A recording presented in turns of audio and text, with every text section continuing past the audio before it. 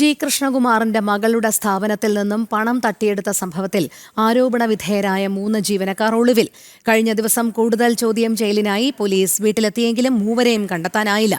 ജീവനക്കാരുടെ ബാങ്ക് വിവരങ്ങൾ ശേഖരിച്ചതിനു പിന്നാലെ ക്രമക്കേട് കണ്ടെത്തിയിരുന്നു. തുടർന്ന് ചോദ്യം ചെയ്യാൻ വിളിപ്പിച്ചപ്പോഴാണ് ജീവനക്കാർ സ്ഥലത്തില്ലെന്ന വിവരം പോലീസ് അറിയുന്നത്. അഖിൽ പാലോട്ടുമഠം ചേരുന്നു കൂടുതൽ വിവരങ്ങളുമായി. അഖിൽ, ഈ ജീവനക്കാർ ഒളിവിൽ പോയി എന്ന് തന്നെയാണോ നിഗമനം?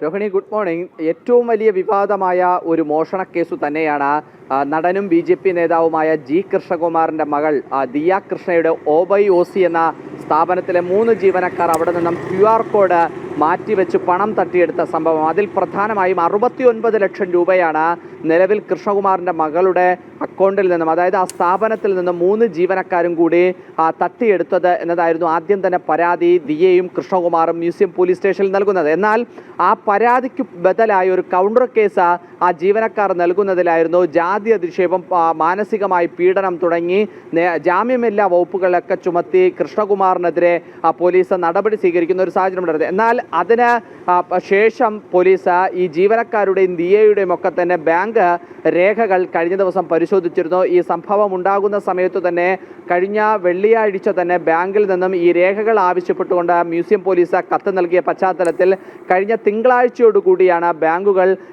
ഈ രേഖകൾ, അതായത് 1 വർഷക്കാലത്ത് ദിയയുടെ സ്ഥാപനത്തിൽ നടന്ന പണമിടപാടിൻ്റെ മുഴുവൻ രേഖകളും ഒക്കെ തന്നെ പോലീസ് ഉദ്യോഗസ്ഥർക്ക് കൈമാറിയിരുന്നു. കൂടെ ഈ 3 ജീവനക്കാരുടെ ബാങ്ക് രേഖകൾ കൂടി കൈമാറിയിരുന്നു. അതിൽ കൃത്യമായും ഈ ബാങ്ക് ജീവനക്കാർ ഈ സ്ഥാപനത്തിലേക്ക് വന്ന പണം കൈമാറി സ്വീകരിച്ചിട്ടുണ്ട് എന്ന നിർണായകമായ വിവരങ്ങൾ പോലീസിന് ലഭിച്ചിരുന്നു. ഇത് കൂടുതൽ സംശയത്തിന് ഇടയാക്കുന്ന ഒരു സാഹചര്യത്തിലാണ് ഈ ജീവനക്കാരെ കൂടുതൽ ചോദ്യം ചെയ്യുന്നതിലേക്ക് വേണ്ടി വിളിച്ചു വരുത്താൻ വേണ്ടി പോലീസ് ശ്രമിച്ചത്. വിളിക്കുമ്പോൾ തന്നെ ഇവരെ കിട്ടുന്നില്ലായിരുന്നു.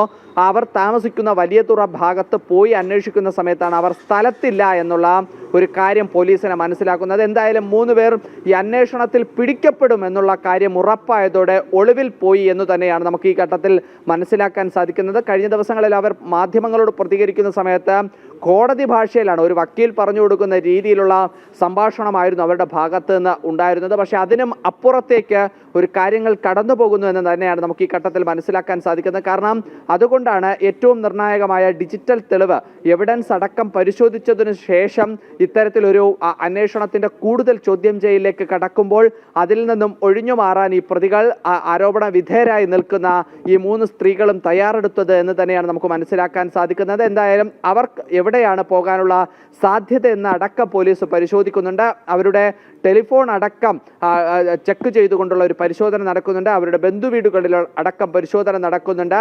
എന്തായാലും ഉടൻ തന്നെ ഒരു അറസ്റ്റിലേക്ക് കടക്കാനുള്ള സാധ്യത നിലനിൽക്കുന്നുണ്ട്. കാരണം കൃത്യമായ ഒരു വിവരം പോലീസിന് ലഭിക്കുന്നുണ്ട്. കാരണം പണം ഇവർ QR കോഡ് വഴി ഇവർ അക്കൗണ്ടിലേക്ക് സ്വീകരിക്കുന്നു. അത് 3 ജീവനക്കാരുടെ അക്കൗണ്ടിലേക്കും ഒരുപോലെ പണങ്ങൾ സ്വീകരിക്കുന്നു. ആ പണം സ്വീകരിച്ചതിനു ശേഷം മണിക്കൂറുകൾക്കകം തന്നെ ഈ പണം ഇവരുടെ 3 പേരുടെ അക്കൗണ്ടിലേക്കും വീതം വെച്ചു പോകുന്ന ഒരു തരത്തിലേക്കുള്ള ഒരു ഇടപാടും അവർ നടത്തിയിട്ടുണ്ട് എന്ന് അവരുടെ ബാങ്ക് രേഖകൾ പരിശോധിക്കുമ്പോൾ പോലീസിന് മനസ്സിലായിട്ടുണ്ട് എന്നതാണ് മനസ്സിലാക്കാൻ സാധിക്കും. കാരണം അത്തരത്തിലുള്ള ഒരു മൊഴി തന്നെയാണ് അവർ കൃഷ്ണകുമാറുമായും ദിയയുമായും ദിയയുടെ സഹോദരിയുമായും ഒക്കെ തന്നെ സംസാരിക്കുന്ന സമയത്ത് ദിയയുടെ അമ്മ ചിത്രീകരിച്ച വീഡിയോയിലെല്ലാം തന്നെ പറയുന്നത്. അതുകൊണ്ട് അത്തരത്തിലുള്ള ഒരു നിഗമനത്തിലേക്ക് തന്നെയാണ് ഇപ്പോൾ നിലവിൽ പോലീസ് പോയിരിക്കുന്നത്. എന്തായാലും അറസ്റ്റ് അടക്കമുള്ള കാര്യങ്ങളിലേക്ക് ഉടൻ തന്നെ പോലീസ് കടക്കും എന്ന് തന്നെയാണ് നമുക്ക് മനസ്സിലാക്കാൻ സാധിക്കുന്നത്.